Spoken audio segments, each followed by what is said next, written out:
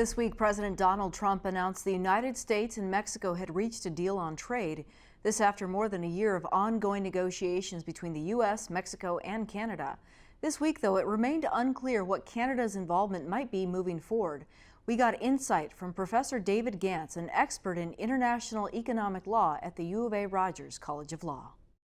I think the most significant impacts for Arizona are what was not changed. And that is, as far as I can tell from what we've seen, there are no changes that would disrupt the enormous flow of Mexican fruits and vegetables across the Nogales border, where we have, of course, huge transportation services, processing, and other major industries, which would be terribly disrupted if this were changed in a new NAFTA. So that, I think, is a great relief for Arizona.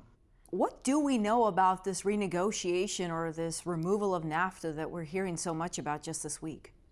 I think it's pretty typical in these types of negotiations for the process to go on for a very long time until both parties get very serious about making compromises.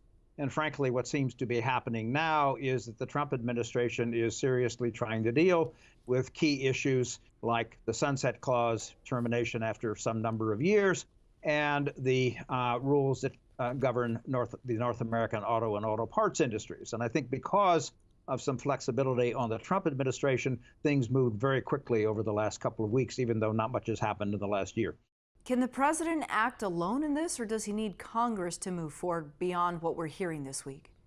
It's a partnership. Congress gave the president authority to negotiate a revised NAFTA back almost a year ago, but it was to be a trilateral agreement, obviously with Canada as well as Mexico. So he has authority to negotiate an agreement and to sign one.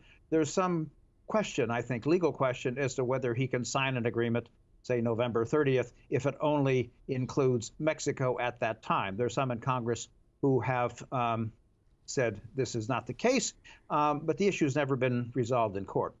Are there implications if Canada is left out altogether? I think for both Canada and the U.S., getting left out together is a disaster. We have more trade with Canada than we do with Mexico. Canada is our largest single trading partner, and our trade balance, imports and exports, if you include services, are about even, unlike Mexico, where we have a huge trade deficit.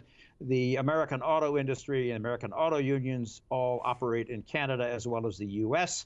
And if you eliminated NAFTA, many exports to Canada would face tariffs more like 4.5% instead of 0%, and this would be extremely costly to U.S. manufacturers. Okay, a point of clarification, because you've studied this relationship for a long time.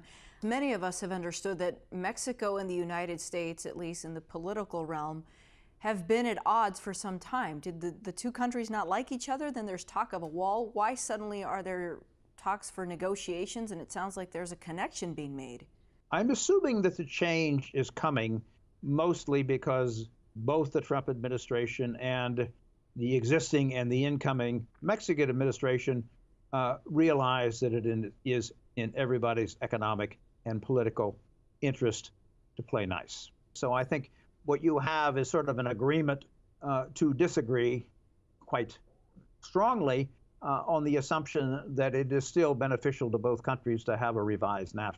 So regardless of what's taking place in the media or perhaps the political world, there's still business that needs to be done. Again, when you look at the enormous amount of trade that goes back and forth, the dependence of states like Arizona and Texas, particularly on trade with Mexico and vice versa, it doesn't really make a great deal of sense to be building economic walls along the border to change 25 years of 0 tariffs and supply chains that would be enormously disruptive both to the United States and Mexico if they were interrupted. Okay, David Gantz, a professor in the Rogers College of Law, joining us from Maryland. Thank you so much. Thank you for having me.